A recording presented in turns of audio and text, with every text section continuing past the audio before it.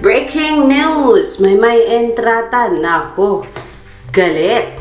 Binabalaan may entrata ang isang YouTube vlogger. I know who this man is. This is he is the one who provoked me the other month. It is him. Yes, it is him. Sabi ni Maymay. Fake news. Kapag di nyo po buburahin at patuloy nyo pong pag-spread ng false information para manira ng buhay ng ibang tao, huwag nyo na po sanang hintayin na aabot tayo sa husgado. Maraming salamat po. Kasi ang nilagay ni Sir na madam na hindi ko maintindihan kung ano ang kanyang gender. Ang sabi ni Sir, scammers. I saw this guy in documentary sa Tender Scammer sa Netflix. It's confirmed. Fake si Jowa reveal. Yun ang sabi ni Sir. Ayun. Sabi niya, scammer daw ang Valentino ni Maymay. Uy, Sir, ang sabi ko sa'yo, hindi jowa ang pinakilala ni Maymay, Valentino lang. Hindi ibig sabihin Valentino, jowa na. Kaya tuloy, naku, pinainit mo ang ulo ng isang Maymay entrata. Kaya tuloy, ang sigaw sa Twitter. Naku, isupport na yan si Maymay. Ang kalaban ni Maymay ay kalaban na rin nila. Kaya dapat, ganito daw ang ugali ni Maymay. Ang marunong tumayo at ipaglaban ng sarili laban sa mga marahas na mga vlogger. Ayun, sorry na lang po Sir kasi si Maymay entrata mismo ang nakakita ng vlog mo at medyo pinainit mo lang naman ang ulo ni Maymay. Mali din naman kasi na paghuhusgahan mo ang isang tao kung wala ka namang proof. Yan muna ang ating update. Naku, marami pa akong gustong sabihin pero wala akong panahon. Sandali. Ang sabi dito sa thread na ito, ay, hiningal ako dito. Posted na daw ito sa Facebook. Wala kang kawala, bakla ka. Yan ang sabi ni MD for what? Ang sabi ni Love You, replying to MD for what and Maymay entrata. Facebook, IG at Twitter na yata. Sana pati sa TV Patrol, haha, para famous na talaga. Naku, marami pa namang subscriber. Ito si pangalanan ko na ba? Pangalanan ko na lang. Pinangalanan na nga ng flyers eh. Naku, ito sabi ni Opinionated. Fake news is so rampant. I can't imagine my mental health and if I were to become an entertainer. Kasi nga, ito nga, pinag-post na nila sa Twitter, yung post ni Maymay sa Facebook. Tignan ko nga kung nandito na sa Instagram. Naku, wala pa namang signal dito. Sa kinaroroonan ko ngayon, hindi ko makita ang thread ni Maymay. But yes, how I wish makita ko kaagad. Pero dahil mahina ang signal, mahihirapan ako. Ayun. Huwag nyo kasing basta-bastang pangunahan ang ating si Maymay at saka si Edward. Hindi po nararapat. Ayun, eto nga, nandito na nga sa Instagram ang post ni Maymay entrata. Naku, sabi niya dito, burahin nyo na, please, sabi niya.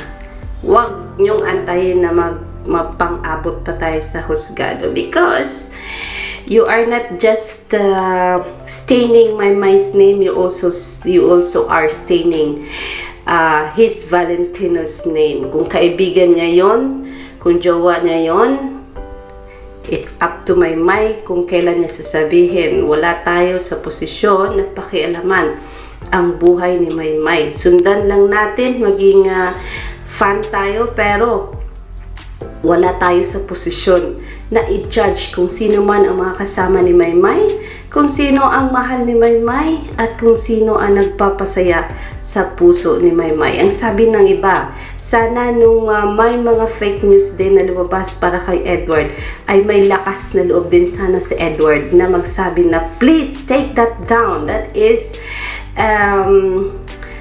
fake news, parang ganon, at ipaglaban sana ang sarili, sana daw ay hindi na umabot pa sa mga panahong ito na kung saan baliktaran ang pambabash na ginagawa hindi lang kay Edward, kundi pati na rin kay Maymay. Kasi syempre yung mga solid ni Edward, pag nagagalit din, ay tinitira din ang solid ni Maymay, pati na rin si Maymay. Kaya tuloy, walang tigil ang iringan-girian sa Twitter ng mga kapwa solids nang dahil sa hindi nga ito nag-step up noon at hindi na ipaglaban ang mga sarili.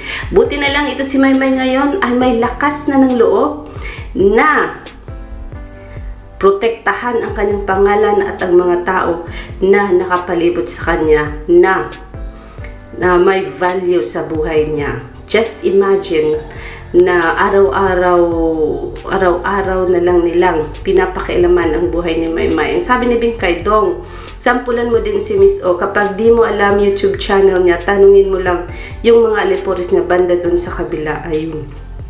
Kaya tuloy, pati si Edward Barber ay ini-encourage na din ng kanyang mga solids na mag-step up na rin at protektahan ang kanilang mga sarili. Ayan, sabi ni Vina, we admire how you choose your battles well, Maymay Entrata. If this is one of those that you, your family, and management must finally take a legal advice, kilala namin kung sino siya. It's now easy to file a case. Push natin yan, Maymay Entrata.